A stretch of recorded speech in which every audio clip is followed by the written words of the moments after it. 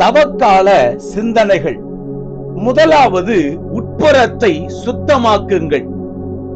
மாயக்காரராகிய வேதபாரகரே, பரிசேயரே, உங்களுக்கு ஐயோ!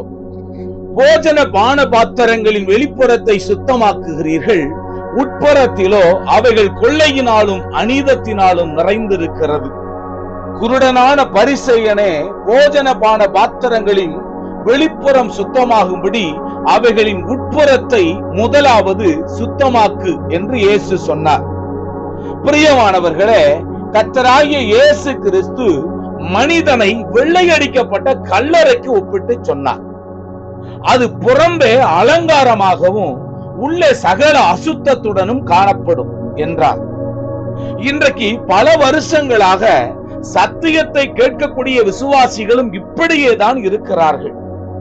புறம்பே மனிதனுக்கு நீதிமான்களாக தங்களை காட்டிக் கொள்கிறார்கள். ஆனால் உள்ளத்திலோ மாயத்தாலும் அக்கிரமத்தாலும் நிறைந்திருக்கிறார்கள். அதாவது புறம்பே நம்மை நீதிமான்களாக காட்ட நாம் நடித்துக் கொண்டிருக்கிறோம். நம் சரீரம் மற்றும் அவயவங்கள் சுத்தமாகுவதற்கு நம் உள்ளான மனிதன் முதலில் சுத்தமாக்கப்பட வேண்டும். அடுத்ததாக இயேசு கிறிஸ்து சொல்லும் போது, வாயிலிருந்து புறப்படுகிறவைகள் இருதயத்திலிருந்து புறப்பட்டு வரும், அவைகளே மனுஷனை தீட்டுப்படுத்தும். எப்படியெனில், இருதயத்திலிருந்து பொல்லாத சிந்தனைகளும் கொலைபாதகங்களும் உபசாரங்களும் வேசித்தனங்களும் களவுகளும் பொய் சாட்சிகளும் தூசணங்களும் புறப்பட்டு வரும், இவைகளே மனுஷனை தீட்டுப்படுத்தும் என்றார். பாருங்கள், மனிதனோ முகத்தை பார்க்கிறான், தேவனோ இருதயத்தை பார்க்கிறார். நம்முடைய எண்ணங்களும் உள்ளந்திரியங்களும் நியாயம் தீர்க்கப்படக்கூடிய ஒரு காலம் வருகிறது என்று வேதம் நம்மை எச்சரிக்கிறது.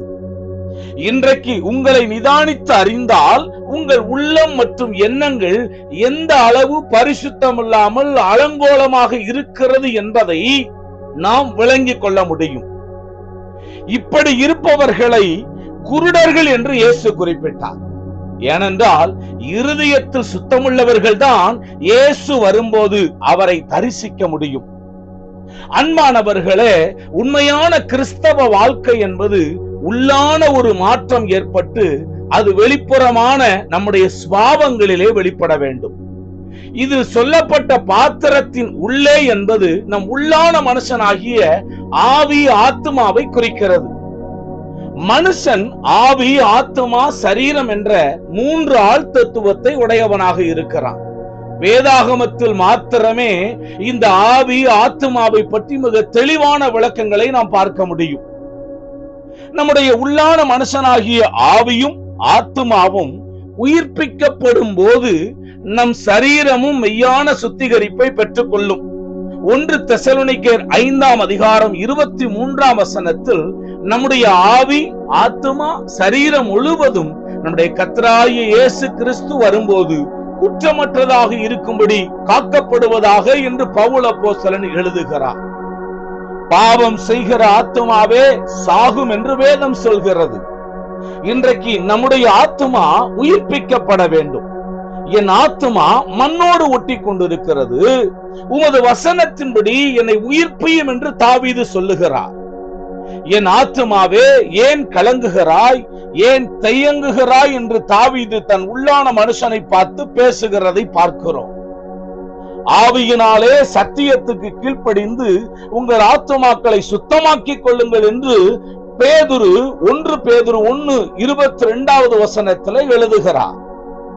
நீங்கள் பரிசுத்த ஆவியினாலே உள்ளான மனுஷனில் வல்லமையாய் பலப்படவும் என்று எபேசியர் 3:16 பவுல் எழுதுகிறார். எனவே முதலாவது உள்ளான மனிதனாகிய நம்முடைய ஆவி ஆத்மா சுத்திகரிக்கப்பட வேண்டும். இப்படிப்பட்ட வாக்குத்தத்தங்கள் நமக்கு உண்டாயிருக்கிறபடியினால் பிரியமானவர்களே, மாம்சத்திலும் ஆவியிலும் உண்டான எல்லா அசுசியும் நீங்க நம்மை சுத்திகரித்துக் கொண்டு இந்த லெந்துகால நாட்களிலே பரிசுத்தமாக்குதலை தெய்வ பயத்தோடு பூரணப்படுத்த கடவோம். உள்ளத்திலே யூதனானவனே யூதன் எழுத்தின்படி உண்டாகாமல் ஆவியின்படி இருதயத்தில் உண்டாகும் விருத்த சேதனமே விருத்த சேதனம். இப்படிப்பட்டவனுக்குரிய புகழ்ச்சி மனுஷராலே அல்ல, தேவனாலே உண்டாயிருக்கிறது என்று ரோமர் 2:29 நாம் வாசிக்கிறபடி வெளிப்புற காரியங்களுக்கு நாம் முக்கியத்துவம் கொடுக்காமல் நம்முடைய ஆத்மாவையும் ஆவியையும் கர்த்தருக்கு முன்பாக ஆராய்ந்து அவருக்கு முன்பாக பரிசுத்தமாக வாழவும், நம்முடைய வாழ்க்கையிலே தேவனுக்கு பிரியமில்லாத காரியங்களை அகற்றிவிட்டு அவருடைய வருகைக்கு நம்மை ஆயத்தப்படுத்தவும் நாம் கல்வாரி சிலுவையில நம்மை ஒப்பு கொடுப்போம், அர்ப்பணிப்போம். கர்த்தர் நம்மை ஆசீர்வதிப்பார்.